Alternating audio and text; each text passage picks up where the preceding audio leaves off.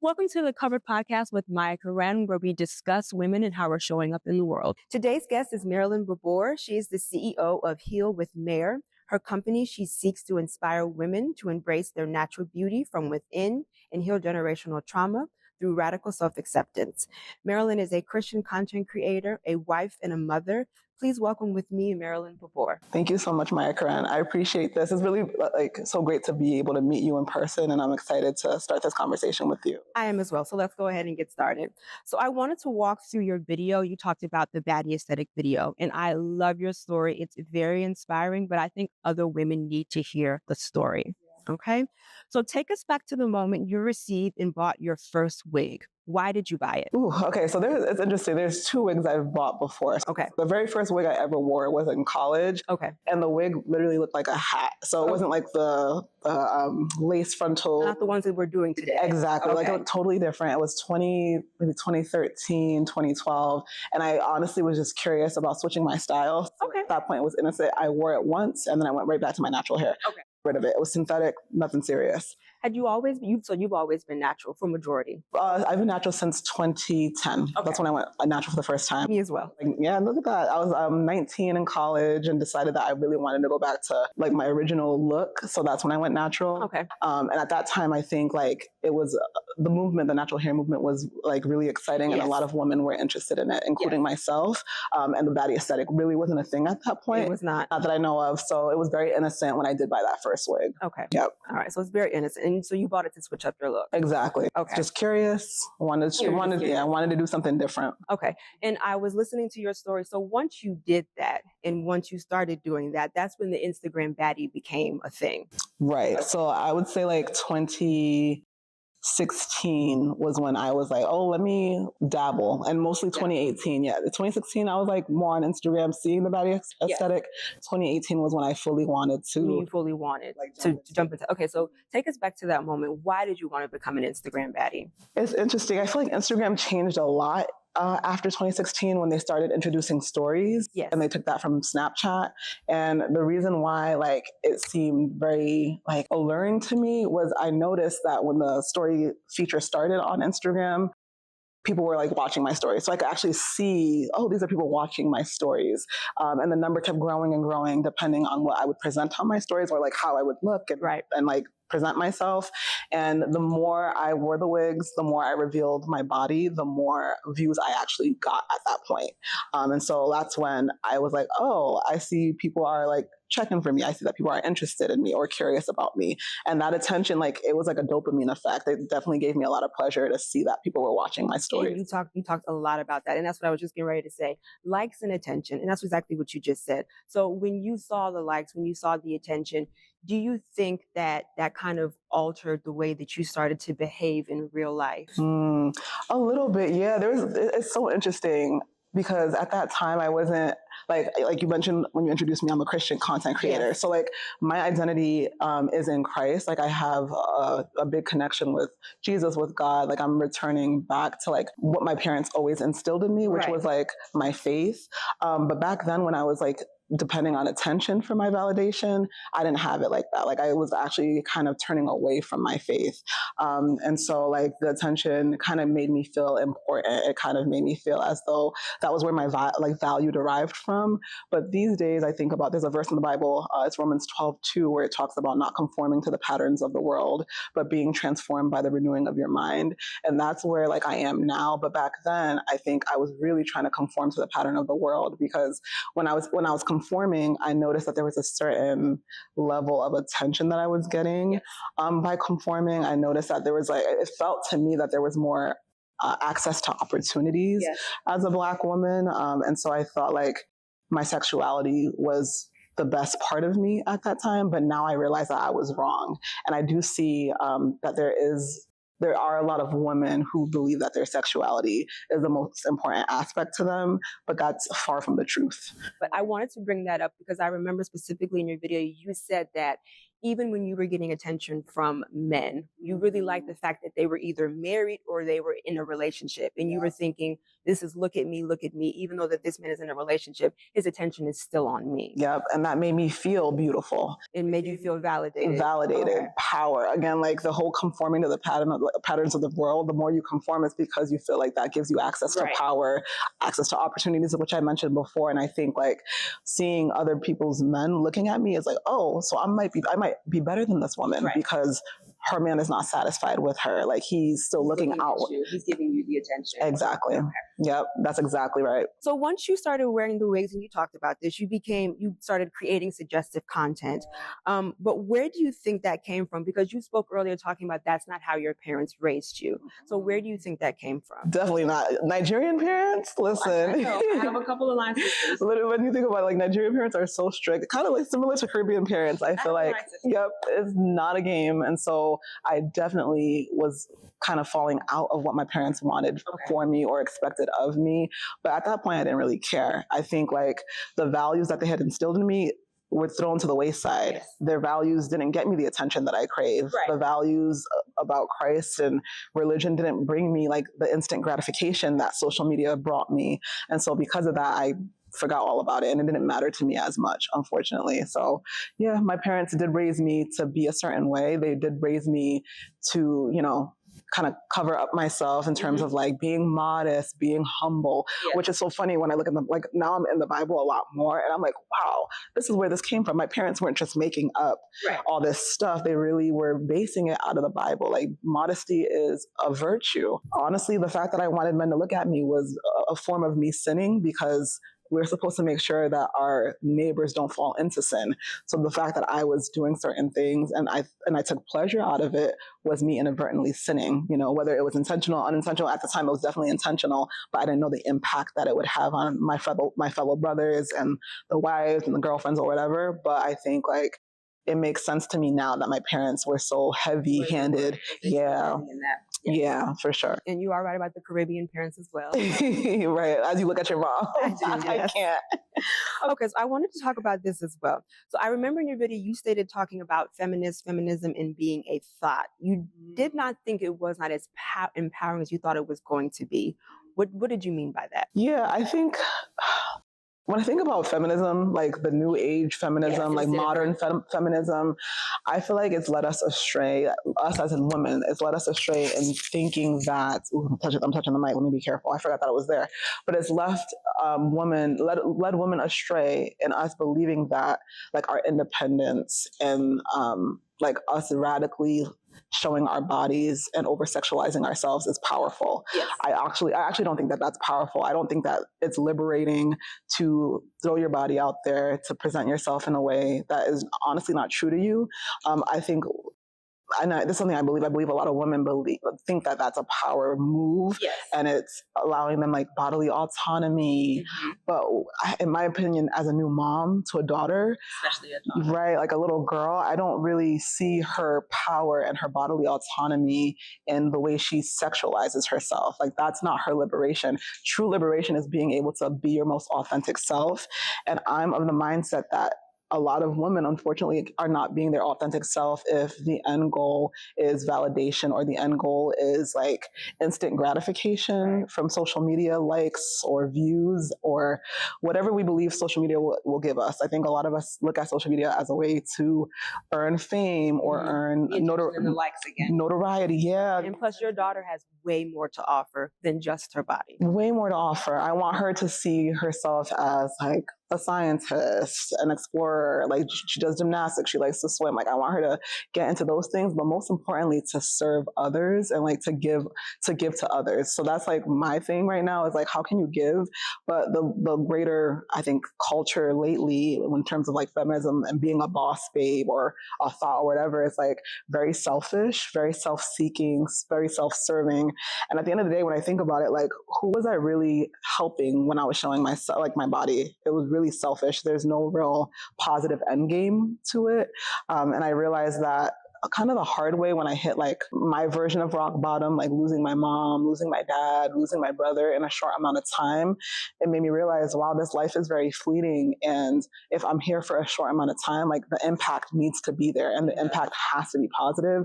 And when I really had to like sit and reflect on, okay, what's my impact right now as I'm still in this like thoughts, circle, as I'm still like showing my body, like being really like, suggestive, really exposing myself, like, who is that helping? And when I had to ask myself that and really be naked, like in my own brain and in my own emotions, it wasn't helping anyone. It wasn't helping anyone. I had to be like, I answered it and I was like, nobody's being helped by this, not a single soul. So what's the point? Right. So also during this time, you were in a relationship with the man who is now your husband. Right.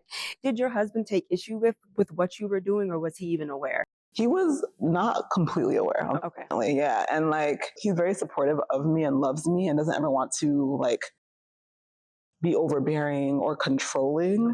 So even in times where I was like taking pictures on our honeymoon of like my bikini and I was looking really good and I was really excited, and he thought it was something innocent. He's like, I thought you just wanted to like show off your bathing suit to your friends. I didn't know where you were posting it, all of that. Okay, so he wasn't aware of the objective or the goal of why you were posting it. Exactly. Or the intentionality behind it. He didn't know what my intentions were. He didn't know where I was posting it, like why I was posting it, or anything of that nature. But like, I think when I talked to him more about it afterward, he was definitely like surprised, disappointed that was like the mindset behind it. Yeah. So that was unfortunate, but thankfully we've overcome a lot. Still married, still happy. We have a baby girl now.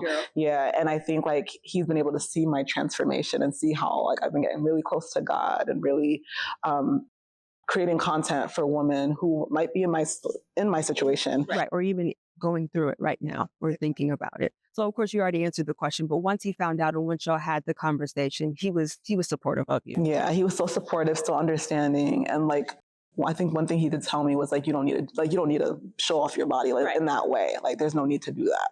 So that was important for me to hear him say that, and also to hear that he still loved me regardless of like the choices I was making. But also like reminding me to make better choices, like being real, like you can't be doing that. Like make a better choice. Make a better choice. Absolutely. Okay. So you also spoke about the baddie aesthetic taking a hold of you, and that is not who you truly were. Do you think the wig, I know sometimes people talk about alcohol being a gateway drug. Do you think the wig was a gateway? Meaning, do you think it could have gone further, or do you think that's what started? Honestly, I feel like the wig was like a tool that I was using and it became the gateway. Okay. I think like truly was me becoming more confused after like college, after losing my dad, like confused as to like, who can I lean on? Like what actually matters in this life? Like, where is my value at? Because I think my dad really affirmed me a lot. And like, I think as humans, we always want to know where our value is. We want to be heard. We want to be seen. That's like an intrinsic part of being a human.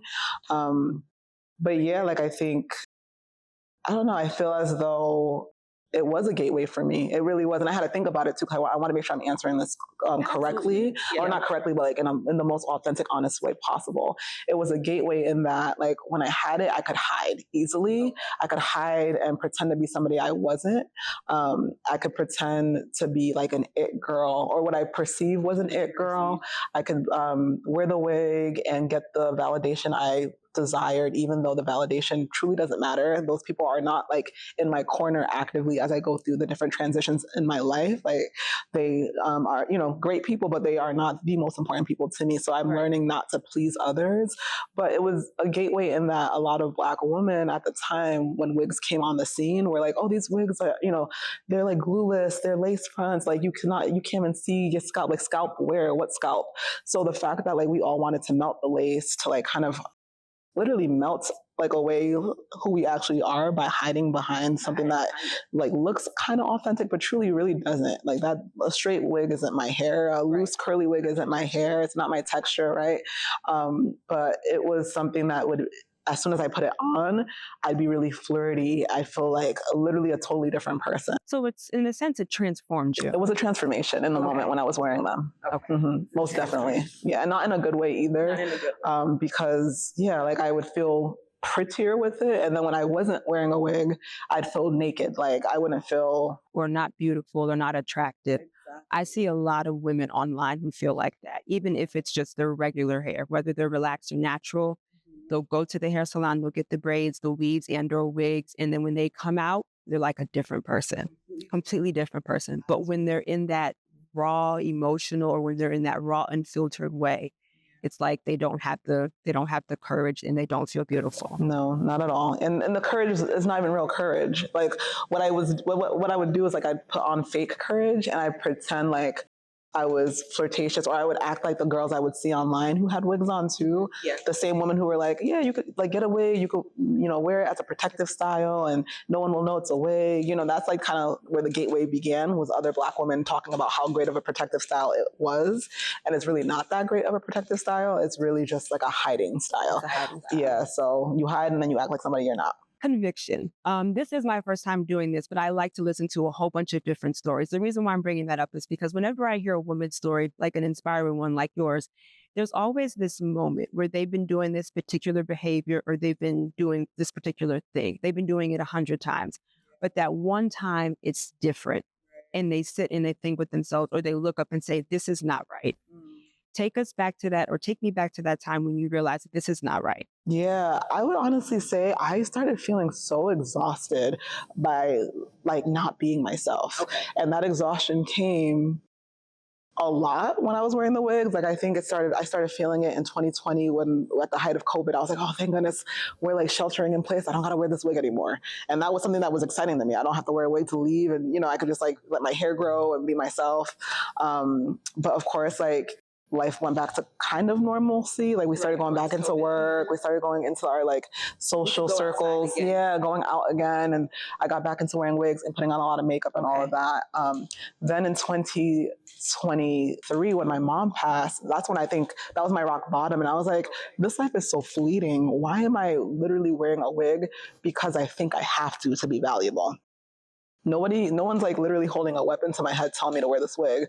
I'm creating this prison for myself. So I started realizing that the prison was in my own mind. And I was getting this like sense of dysmorphia. Like when I would look at myself in the mirror, I would see myself as not being attractive unless I had somebody else's hair on. So there was like an over-reliance, a dependency, and I just didn't want to depend on anything to just exist. I wanted to really just exist because tomorrow isn't promised. And I've had to face that a lot. Like I've had to face like death a lot, unfortunately. Okay. So seeing that reminds me, wow, like, am I going to be wearing these wigs until I'm on my deathbed? Like, God forbid. So that was the moment where I felt convicted. Like to your point, like I was like, this needs to stop. And most importantly too, I would say my daughter's face. I don't have my brothers, haven't had kids yet. I have two brothers who are still living. Yeah, I'm the first. Okay. Yeah, so I'm the first to have had a child. And like my brothers who are alive don't have kids yet. The one who passed didn't have a child. So I don't really have a lot. And I don't have a lot of cousins that live in the States, if any. All of them are in Nigeria or like in London. So I'm not used to like infants. I'm not used to babies. I'm not used to that. This is so new to me. It's a brand new world to me. And so I didn't realize that like little babies in the first couple of weeks of their lives, like could give you the side eye, for example.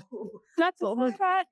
Your daughter was giving you the side eye? The side eye, because there were days where she would see me with like my natural hair, and then I would put a wig on, and she was in shock. Like now that, yes, even that young, kids, and because I have a granddaughter, kids pick up on so much more and understand and comprehend so much more than we realize or that we give them credit for. But you said your daughter was giving you the side eye. Literally the bombastic side eye. I was like, hold on. And that pushed me further in like taking action. The next day I started making content about my natural hair journey. So that was back in like April. It was like it was way back before then actually, but I started being more serious about like taking it, like really wearing only my hair, like not putting it in extensions, not even putting in. You were intentional about it. I was so intentional. Yeah. As soon as I recognized that in her, I was like, yep, we need to really take this seriously because I don't want her to, if she's this young, like and notices, she's already giving you the side eye. Right. Can you imagine like when she gets older, like it's really making an impact on her. I was like, she's 20 months, right? Yeah, now she's 20 months. You the side eye. Okay. And that was a great segue because I was getting ready to say you're a mother to a baby girl, so congratulations. What would you tell her and what would you want her to know? whether it's just in general or from your journey? Yeah, I really want her to know that like God didn't make any mistakes on her. Like there is not a single mistake that God will make in our lifetimes, even when we tend to feel as though something is bad or good or pretty or ugly. Like that's us as humans. We're assigning meaning to it. We're creating a separation. We create good and bad, evil and all that, or like ugly and pretty. Like that, God sees us as his perfect children, right? Like we will come to him in need if when we have our needs, but like we need to go to God for everything. So I want her to know like God didn't make any mistakes on you. Go to God when you're feeling insecure. Like go to God for everything, because God is your maker and the one who created you. So if you're feeling any type of way, he has the remedy to that. I would also want to remind her that because God has the remedy, the world does not have the remedy. So don't fall into the world. Don't fall into like the things that the world is trying to do because they're taking you off track. They're taking you off your game. Because the best way to live is to be your authentic self. And the more you're your authentic self, the more you can step into the will of God for your life, and the more you can bless others. Because like we talked about earlier, I wasn't blessing anyone when I was over sexualizing myself. Like even the people who I thought were like kikiing and having a great time and like excited to see my content, like how was it really helping them? It wasn't. It's like just leading them to sexual sin or perversion, like being pervert. Like it's not good. But when you are in the will of God and in alignment to your purpose, then you're doing what you need to do on this planet. And I want my daughter to like be in her purpose. And like we said earlier, like as a woman, modern feminism is not really our purpose. Right. It's not. I feel like it's propaganda, unfortunately. Right now, do you still struggle with the Instagram baddie aesthetic? Not as much. I can still sometimes feel myself like wondering, oh, would I be further along in my, because now I'm a full-time content creator. Right. Like I'm going all for it. Right. Like never before. I don't have another anything job. Else, me as well. Yeah. So like, I okay. can understand what you're going through right now. You get it. You're full force, 100% in. 100% in. And so because of that, there are times where I fall into the comparison trap of like, yes, how far along would I be if I did this? If I was doing that, if I was showing this, if I was taking that opportunity. Yeah, but then it's like there's a verse in the Bible that says, what is it for a man to gain the entire world but forfeit their soul? And so I have to remind myself not to forfeit my soul. But there are those moments, like to answer your questions, where the baddie aesthetic looks like a fun time. I'm like, that looks so fun. Like, look at these girls, they're going on these trips, they're getting flown out, they're like, they spoke about that as well. Yeah, like they're not even shy about it, and here they are looking great. And then I think about the fact that a lot of it is based on money. It's all monetary. Like it's all about like what you can acquire on earth. But here's the thing: when my mom and brother and dad passed, nothing went with them but their spirit. Exactly. Like they left even their whole body. Like I would see I'm like, they left everything. So what? You can't take it with you. I can't. So how can I cultivate my spirit? How can I cultivate my soul? And being a baddie is just not it. It's not it. So although there are times where I have those thoughts, I'm like, the baddie aesthetic is just, I can't go back. Just can't go back. Yeah. Okay. For whatever reason, since I've been reaching out to you, I've been being approached by wig companies. Oh Lord. Do they still and you talked about the video, how you might still be struggling a little bit. Are they still reaching out to you? Are you still struggling? Yeah, I got 2 emails the other day. Of course, I'm not going to blast any of the companies. Right. Some of them are pretty notable, but yeah, I still get those emails from them. And yeah, there are times where I'm like, yo, I'm like, social media is great. Being a YouTube content creator is great, but I'm not making a lot of money right now. Right. It'd be so nice to have like a brand deal or even like a sponsorship opportunity or even have some free like merchandise. But the merchandise is a wig and I don't want that anymore for myself. And I see the comments in my comment section from women and girls too, who are thanking me about being so, those too. Yeah, it's a blessing when we see the comment section. Very inspiring. And they thank us and they recognize that the work that we're doing as women who wear their God-given hair is really meaningful work. Like this work is invaluable. Like I feel like you can't even put a price tag on it because we're reminding girls and women that their beauty is like from within and they can have beauty as they are, literally. Like as your hair grows out of your scalp, you can rest in your beauty. Exactly. And that's important. So even though the wig companies still keep bothering me, I'm like, y'all don't get a hint. I made 2 videos about this. Y'all ain't taking the hint. And there are no wigs on my channel. There are none. But question for you. So you say that you're done with the wigs and I see you're wearing your gorgeous natural hair and I see that it's twisted up. So when they reach out to you, is it all wigs? Is it straight wigs? are you even like looking at like a kinky curly wig, or it's just all wigs? You're done with all wigs? I'm done with all. And and there's the company that emailed me 2 days ago. I think that they thought maybe because they're a kinky coily company, I would like kind of oblige. But no, I still, I'm done with wigs. I just really think at my core, I want to return to being who I was created to be. I've spent a lot of time with wigs. I spent time, being like perverted and showing my body and all those things. Like I did all that, and none of it left me feeling exhausted and empty. You spoke about that in your video as well, that even though that you were doing it, you were still exhausted and you weren't fulfilled. Not fulfilled. It like left me feeling so empty and so ugly, and just like I felt like I lacked so much because I was so dependent on something. And so when I didn't have that thing I was depending on, whether it be makeup or wigs, I felt so depleted. Like I couldn't leave the house. So I don't ever want to go back to that. So the kinky wigs, no. Curly wigs, no. Yeah, you're just done. I'm all set. Okay. So what advice do you have for women and or young women who are looking to dress a little more covered or a little more modest? Yeah, I would say like for women, like their value doesn't come from their body. Like it just doesn't. Even if society wants you to feel that way, or the powers that be, or social media wants you to feel that way, I definitely want girls and women to know that it's a money game, because they all say that, like, I feel like the world always says that sex sells. I feel like I've heard that a lot before. And I didn't really understand what that meant. Cause I was like, what, are you guys talking about pornography? Not everybody's a porn star. Right. But I think it's deeper than that. It's the way you present yourself. Like, if you're over sexual, that is sex. If you're, doing all these suggestive things in the camera, that is sex. That's a form of sex. And I think a lot of girls are falling into that trap because they want the part that sells, like the glamour part. Yes. The getting, like you said, getting, was it flued or flowed out? They want the financial, they want the, they want the notoriety. They want the fame. They want the glitter and the glam. And not all that glitters is gold. And unfortunately, like I've seen online women who have shared their own testimonies of like, I was in this relationship and it actually didn't end up being great because of XYZ reason. And we got to be careful not to like seek relationships based on money or seek opportunity solely based on money.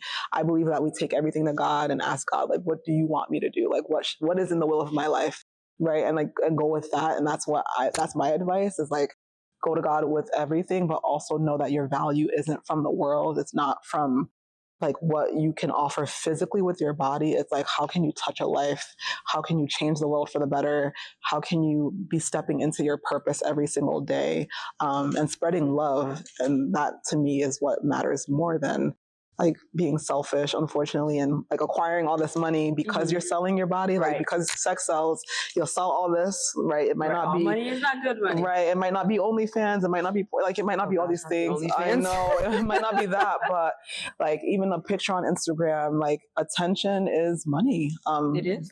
Instagram runs ads for a reason. Like things are out there for a reason, and we gotta just really be mindful about how we present ourselves. And being modest, to me, is also like a sign of, power, as a sign of humility. It's a sign of a lot of beautiful things, and you can still be beautiful and fully be covered. So you spoke about modesty, and I find for myself that because modesty is a spectrum, there's modest women, there's modern modest, and then there are women who say conservative.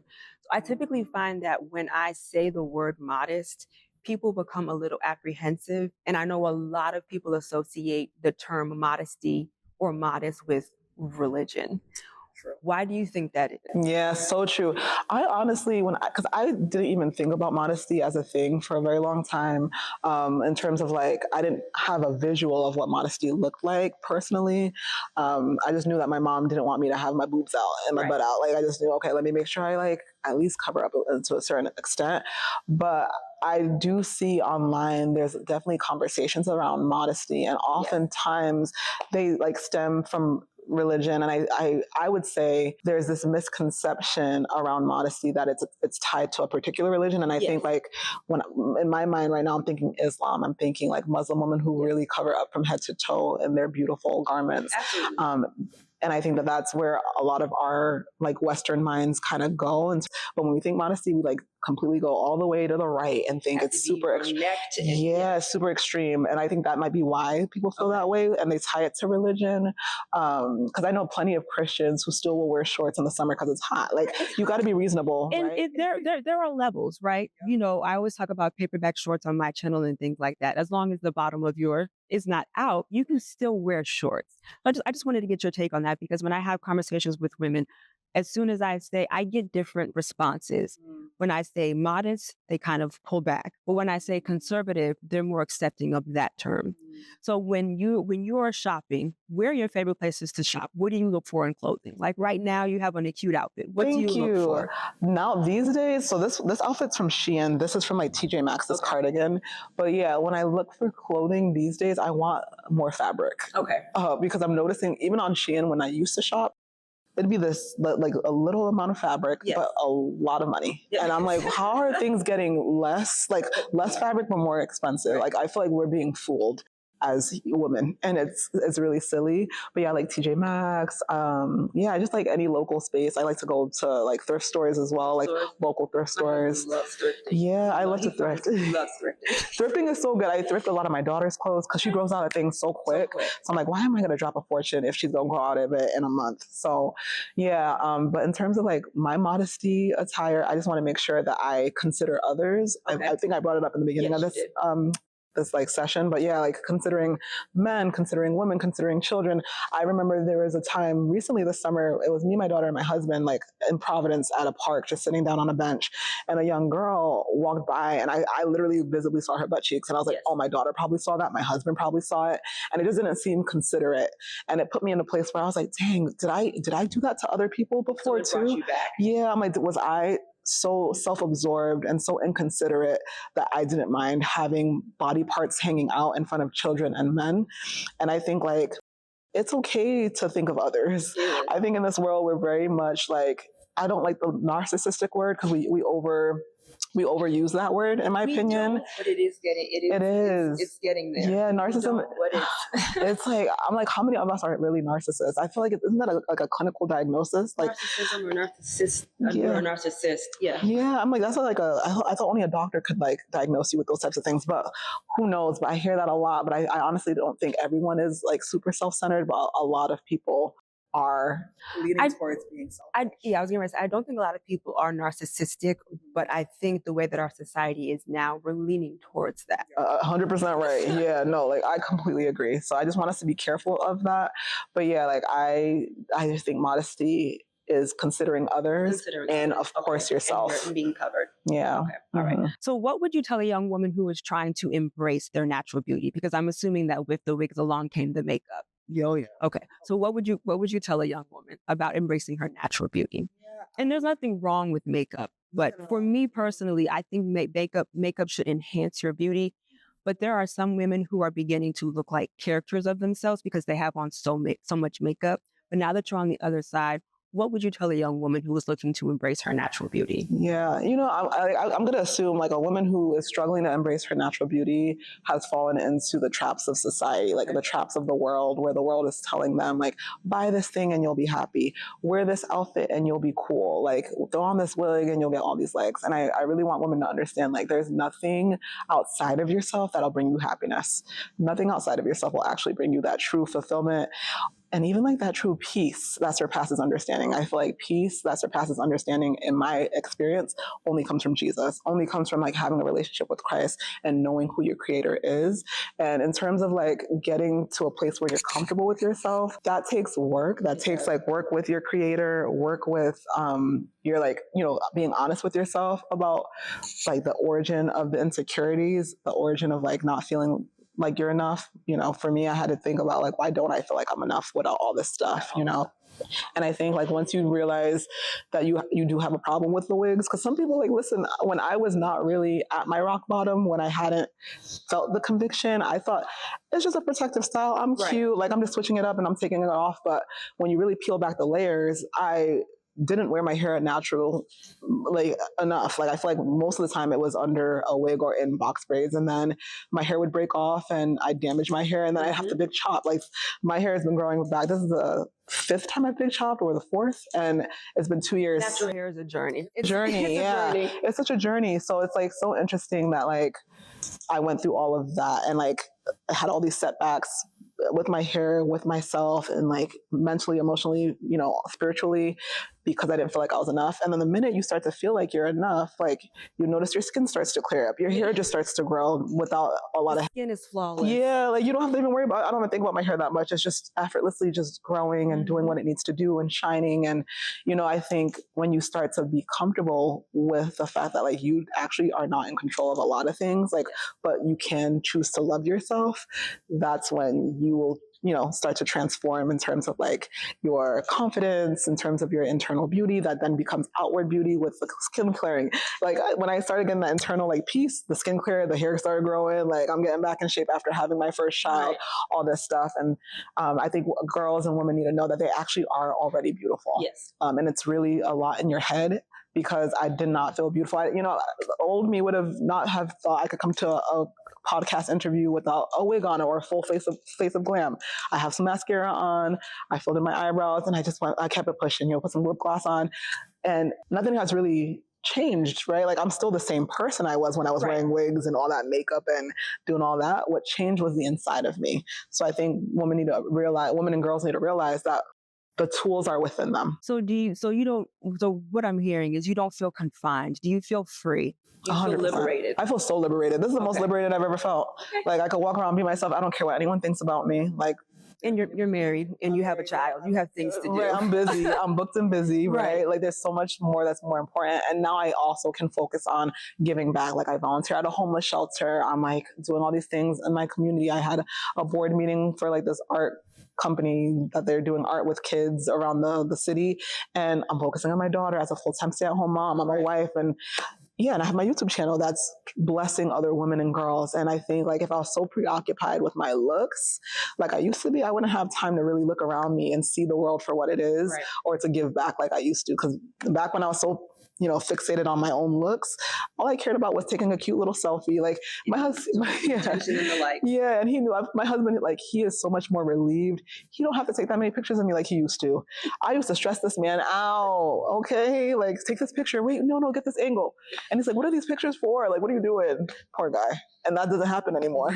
But he's still here. He's still here, yes. Okay. So we are coming to the end. So I just want you to tell people about your business. Tell them where you can, and all of your information will be down below. But just introduce yourself and let people know what you're doing and what's coming up. All right, sounds good. Hey, y'all. My name is Marilyn Borbor, but I go by Mare. I have a channel called Heal with Mare on YouTube. I have my website, healwithmare.com. With the website and the YouTube channel, my goal and my aim is to remind women of their natural, like God-given beauty and returning back to God, returning back to Christ in terms of finding like their value in Christ and not finding their value in the world, and radically learning to accept themselves. So radical self-acceptance is what I talk about a lot on my channel. And you can also follow me on Instagram. I post on there regularly. My Instagram is healwithmare_. But yeah, that's where y'all can find me. Okay. So that is the first episode. I want to thank you so much. This has been an amazing conversation. And like I said, her information will be down below. And I will see y'all next time. Bye.